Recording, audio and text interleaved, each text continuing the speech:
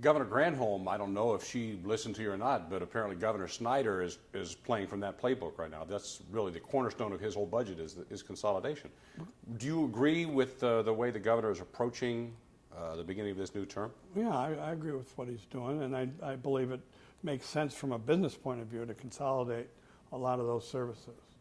I mean, it's foolishness what's going on, and we can sit and talk about Detroit's problems, but Detroit's problems are I think, one of the gross points has less than 5% of money left in their rainy day fund. I mean, it's throughout the entire metropolitan area. So it's, you say, look, we've got several different things we need to do. We need to do some common sense business stuff.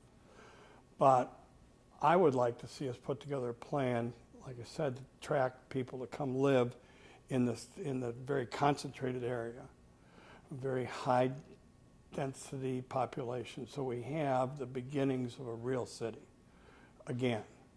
All right, and you can do that by having safe streets in that area, maybe a police officer on every corner. All right, you have the best public school servicing that area in the country. All right, you subsidize some of the retailers until the population grows, so there are places to go shopping. Be able to get food, and go to the drugstore and stuff like that. And if you can put together a plan and go after that goal, all right, then you can really achieve some interesting results. Is this something that you, and as you pointed out, you got these other people, the GM and Blue Cross and all these other companies that have come down here. Is this something you guys get together over lunch every once in a while and say, hey, if we all get together, can we do this? No. Is that something that we've got day jobs? Is that something you might be able to do? I mean, is this something that is of interest to enough of the big power hitters downtown to make this happen? Well, I think if you could get the mayor or the governor to put something together, that I think everybody would love to participate.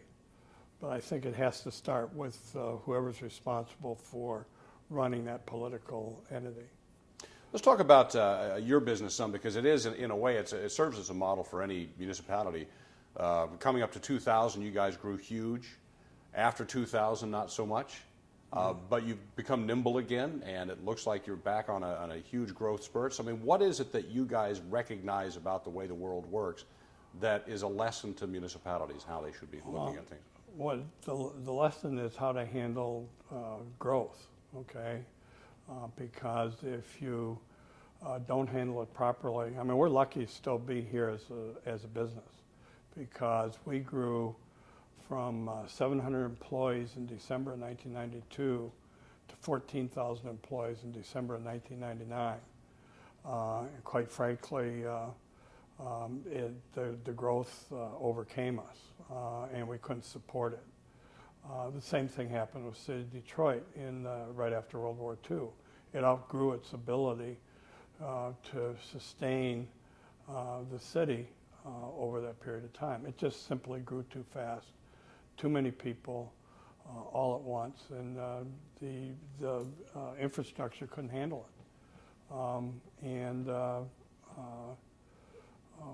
That's a hard lesson to learn, because everybody wants to grow, right? But learning how to control that growth is the real trick. Obviously, you guys play from different rules. I mean, governments obviously can't play from the same rules as business, but is there something that you could teach to the political leaders of Detroit and of the region to say, listen, I've been through this as a business, and here's what you need to do?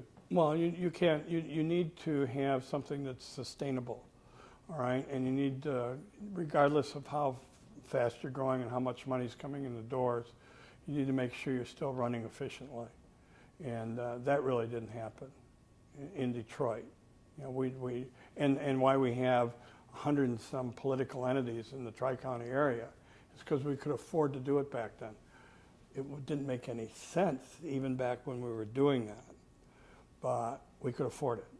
Sometimes that spigot starts to run dry, and you better have an organization that can sustain itself through bad times as well as good times. wanted to take a step back and talk a little bit about transportation. You mentioned the interstates really being one of the problems that this city had. It kind of divided the city. It made it too easy to get in and out of the city. Now the big push on for light rail, and I know you have been a big proponent of getting a good light rail system downtown. So where's this stand right now from your viewpoint? Is this going to happen soon and soon enough for you? Well, they keep telling me that it's going to happen. It's really not soon enough. It's making a commitment and having it be part of an overall plan. I think it would be really nice just to have that light rail from the river down up to the new center, and maybe beyond that. But you've got to have people that are going to use it. And again, if we don't have everybody living in those areas, it's nice, but it won't make much sense.